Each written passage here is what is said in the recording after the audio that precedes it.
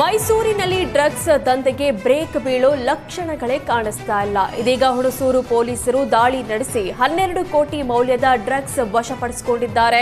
ಮೊಹಮ್ಮದ್ ಇರ್ಫಾನ್ಗೆ ಸೇರಿದ ತೋಟದ ಮನೆಯಲ್ಲಿ ಡ್ರಗ್ ತಯಾರಿಕೆ ಆಗ್ತಾ ಇತ್ತು. ಖಚಿತ ಮಾಹಿತಿ ಮೇರೆಗೆ ಕಾರ್ಯಾಚರಣೆ ನಡೆಸಿರುವ ಪೊಲೀಸರು ಸಿದ್ದಿಕ್ಕಿ ಮೊಹಲ್ಲಾ ನಿವಾಸಿ ಮೊಹಮ್ಮದ್ ಇರ್ಫಾನ್ ಹಾಗೂ ಇನ್ನೊಬ್ಬ ಆರೋಪಿ ಹುಣಸೂರಿನ ಮೊಹಮ್ಮದ್ ಇರ್ಫಾನ್ ಅನ್ನು ಬಂಧಿಸಿದ್ದಾರೆ.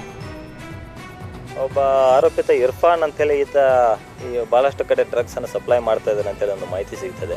ಸೊ ಆತನ ಒಂದು ಚಲನವಲನಗಳನ್ನು ನಾವು ಪರಿಶೀಲನೆ ಮಾಡ್ತಾ ಇರುವಾಗ ಆತ ಇತ್ತೀಚೆಗೆ ಹುಣಸೂರು ತಾಲೂಕಿನ ದಾಸನಪುರ ಗ್ರಾಮದ ಒಂದು ಒಂಟಿ ಮನೆಯಲ್ಲಿ ಅಲ್ಲಿ ಓಡಾಡ್ತಾ ಇದ್ದಾನೆ ಅಂತೇಳಿ ಒಂದು ಮಾಹಿತಿ ಸಿಗ್ತದೆ. ಅದನ್ನು ಆಧರಿಸಿ ನಿನ್ನೆ ದಿನ ಹುಣಸೂರು ಠಾಣೆ ಇನ್ಸ್ಪೆಕ್ಟರ್ ಸಂತೋಷ್ ಕಶ್ಯಪ್ ಮತ್ತು ಅವರ ತಂಡ ದಾಳಿ ಮಾಡಿದಾಗ ಆ ಒಂದು ಸಂದರ್ಭದಲ್ಲಿ 3 ಜನ ಇರ್ತಾರೆ. 3 ಜನದಲ್ಲಿ ಒಬ್ಬ ಆರೋಪಿತ ಸಿಗ್ತಾನೆ ಮತ್ತು ಸುಮಾರು 48 kgಯಷ್ಟು ಒಂದು ಡ್ರಗ್ಸ್ ಮಟೀರಿಯಲನ್ನು ಸೀಸ್ ಮಾಡುವಲ್ಲಿ ಯಶಸ್ವಿಯಾಗಿದ್ದಾರೆ.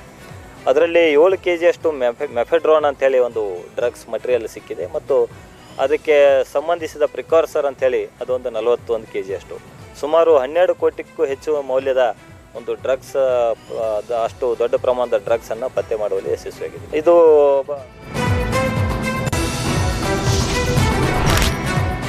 ಇಂದಿನಿಂದ IPL ಕ್ರಿಕೆಟ್ ಅಭಿಮಾನಿಗಳಿಗೆ ಹಬ್ಬದ ಸಂಭ್ರಮ. ತಡರಾತ್ರಿ 2 ಗಂಟೆಯವರೆಗೂ ನಮ್ಮ ಮೆಟ್ರೋ ಸಂಚಾರ ಮಾಡಲಿದೆ.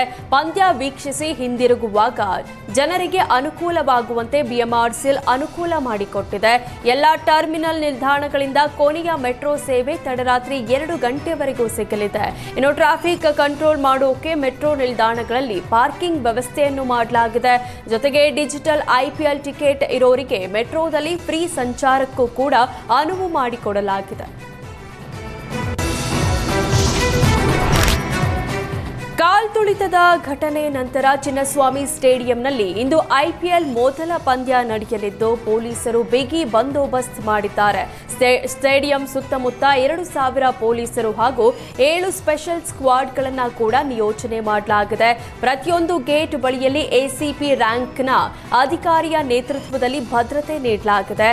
ಟಿಕೆಟ್ ಇಲ್ಲದೆ ಬರೋರ ಮೇಲೆ ಸ್ಕ್ವಾಡ್ ಟೀಮ್ ಕಣ್ಣಿಡಲಿದೆ. ಅಂತೂ ಇಂತೂ ಬೆಂಗಳೂರಿನಲ್ಲೇ ಇಂದು IPL ಉದ್ಘಾಟನಾ ಪಂದ್ಯ ನಡೆಯಲಿದ್ದು ಫ್ಯಾನ್ಸ್ ಸಂಭ್ರಮ ದುಪ್ಪಟ್ಟಾಗಿದೆ. SRH ವಿರುದ್ಧ ಅಬ್ಬರಿಸಲು RCB ಸಜ್ಜಾಗಿದ್ದು ಈ ಬಾರಿಯೂ RCBನೇ ಕಪ್ ಗೆಲ್ಲೋದು ಅಂತಿದ್ದಾರೆ ಫ್ಯಾನ್ಸ್.